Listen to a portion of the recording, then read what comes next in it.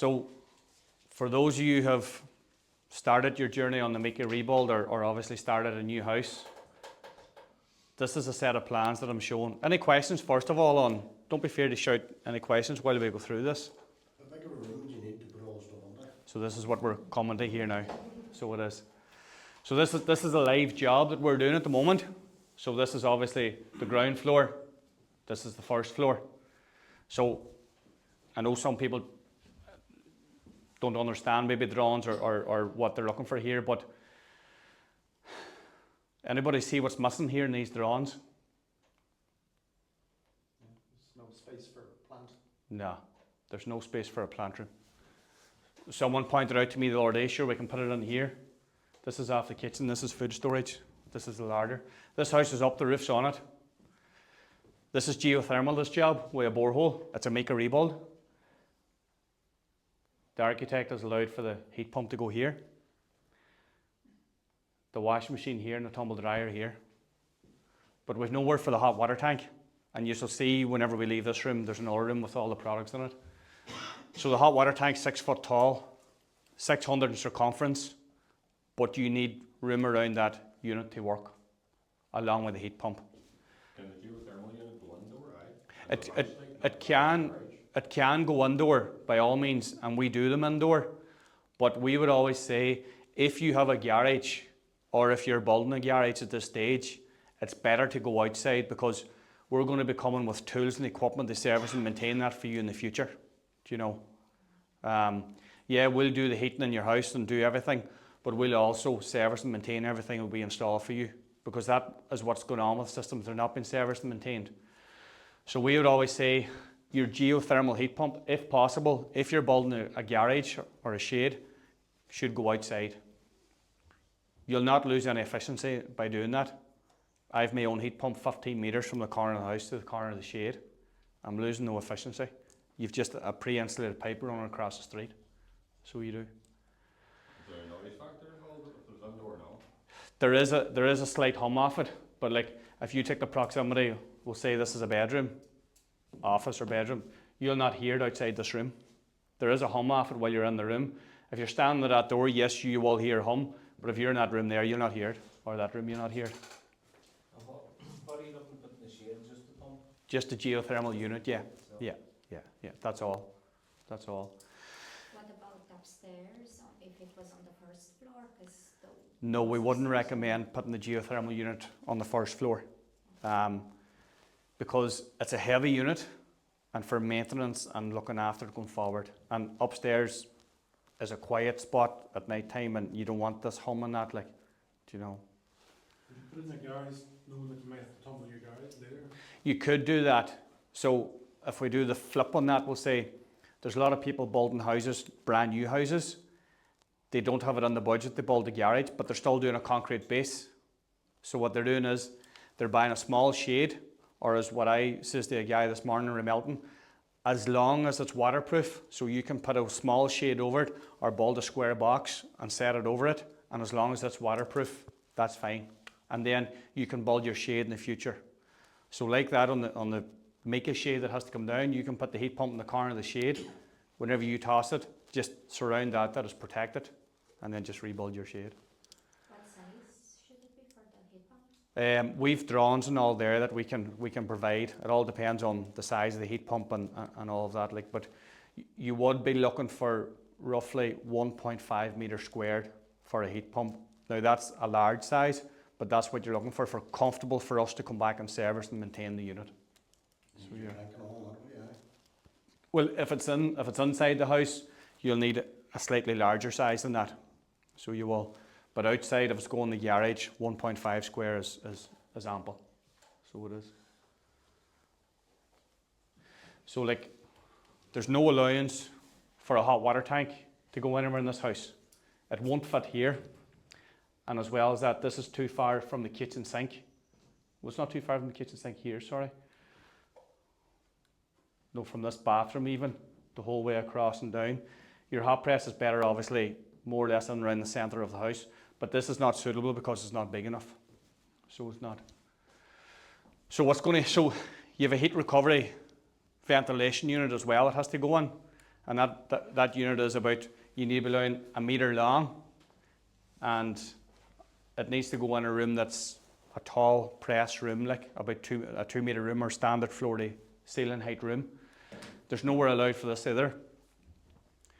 Your heat recovery ventilation unit, where possible, should always go inside the envelope of the house. It shouldn't go into a cold attic because that affects the efficiency and the performance of it. It should always go inside the house where possible, i.e. hot press upstairs or walk-in wardrobe upstairs. In the cold attics, the efficiency of the machine does be affected. But 60% of the time, that's where they end up because there's no place designed inside the house for them. What would be a typical plant room size requirement in general? You would be looking at probably 1800 long to hold your hot water tank, your ventilation unit, and about 1.4 deep to hold that equipment, along with your underfloor manifold, to have good working space in that area. It's okay doing the house now and getting it finished and getting moved in and everything's rushing out the door.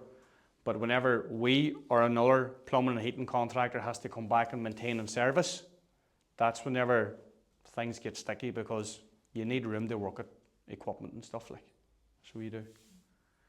It's like trying to jam a car into a 20-foot container and take an engine out of it.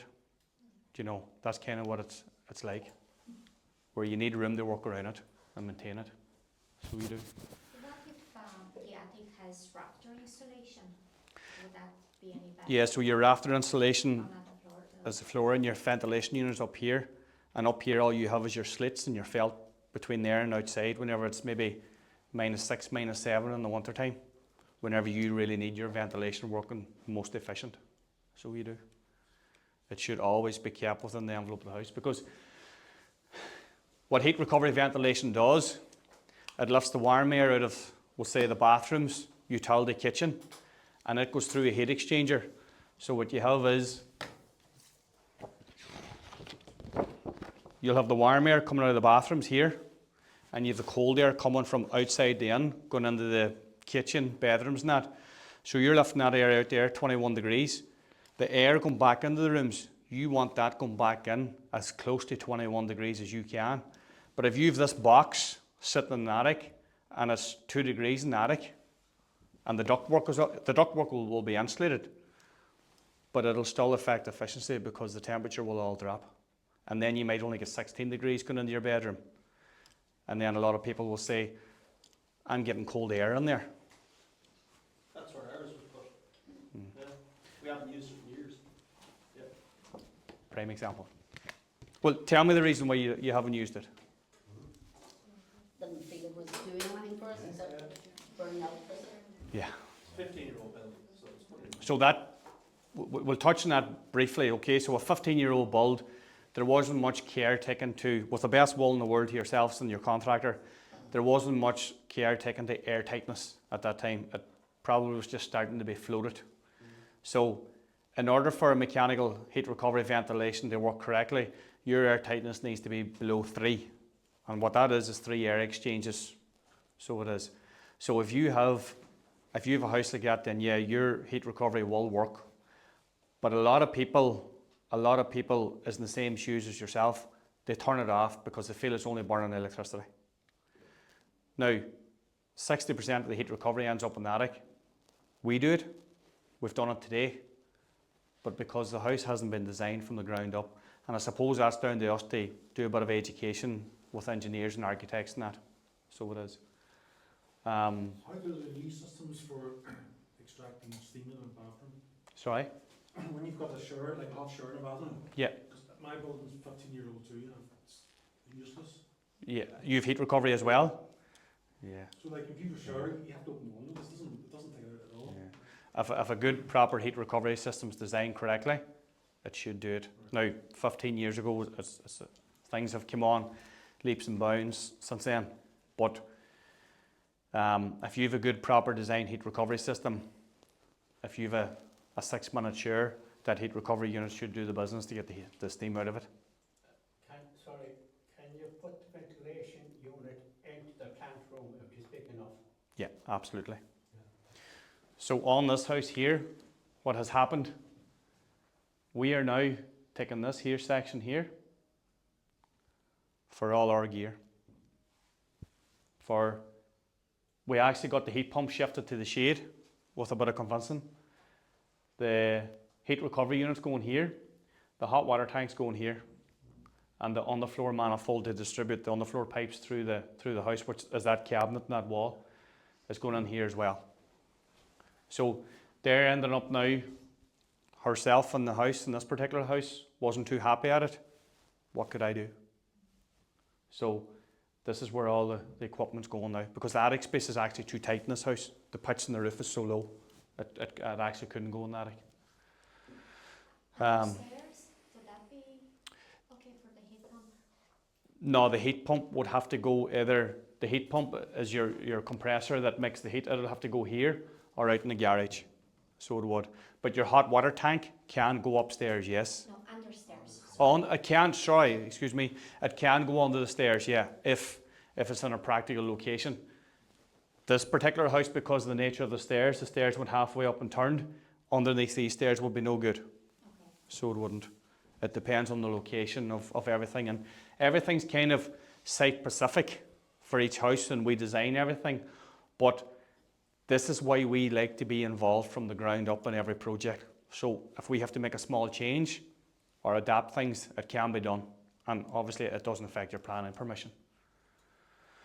So I just wanted to have this as a sample for anyone who hasn't started their foundations or their subfloor.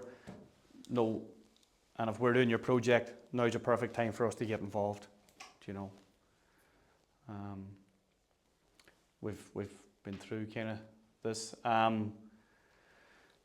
There's a lot now that everyone's busier, and these houses are getting, I'm going to say, some fancy designs and stuff like that. It's very important to have decisions made from the outset. It's very important to have your bathroom layouts correct. It's very important to have an idea of what kind of bathroom suites you're putting in and what kind of stuff you're putting in.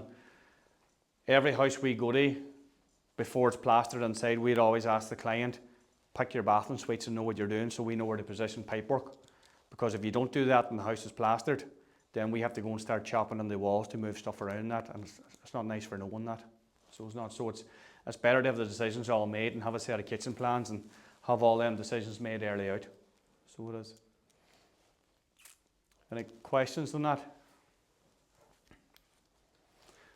Regarding the heat pump again, geothermal, always better to go outside, but your hot water tank always has to go inside the house. A few houses I've had since Christmas, sure, my tanks and everything's going out in the garage. No, that's not the case. Because someone who wasn't a plumber from us or a plumber from another company, someone else had told her, sure, your tanks and everything can go in the garage. Absolutely no way, because then you're losing a serious amount of heat coming across the street. So yeah. Because ours is in the fucking garage. One person I know, they put it in the attic. The hot water tank? Yeah. That's fine. Okay. There's absolutely no issue with that. We've done that ourselves, but it'll be important that the attic would be a warm attic, because if that attic is sitting at 5 degrees and you have a tank at 60 degrees, that temperature is going to pull down the temperature of that tank, and you're going to lose heat and cost you money.